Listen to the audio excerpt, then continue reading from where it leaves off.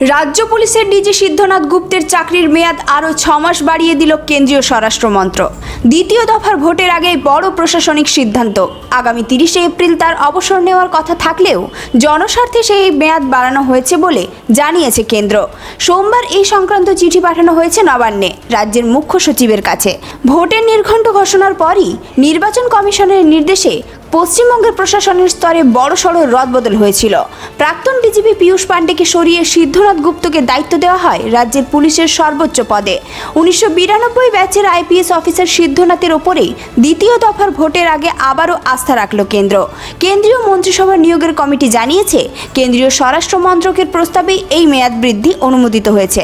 All India service আইন 1958 অনুযায়ী এই সিদ্ধান্ত কার্যকর করা হয়েছে। শুধু ডিজিপি নয়, ভোটের আগে রাজ্যের মুখ্য সচিব, স্বরাষ্ট্র সচিব, কলকাতা পুলিশের কমিশনার সহ একাধিক গুরুত্বপূর্ণ পদে বদল আনা হয়েছিল নির্বাচন কমিশনের তরফে। কমিশনের দাবি ছিল, অবাধ, শান্তিপূর্ণ ও সুষ্ঠু নির্বাচন নিশ্চিত করতেই এই পদক্ষেপ। প্রথম দফার ভোটে 93% বেশি ভোটদান এবং তুলনামূলক শান্তিপূর্ণ নির্বাচন হওয়ার পর দ্বিতীয় দফার ঠিক আগে ডিজি সিদ্ধনাথ গুপ্তের মেয়াদ বৃদ্ধির রাজনৈতিক ও প্রশাসনিক মহলে যথেষ্ট তাৎপর্যপূর্ণ বলেই মনে করা হচ্ছে।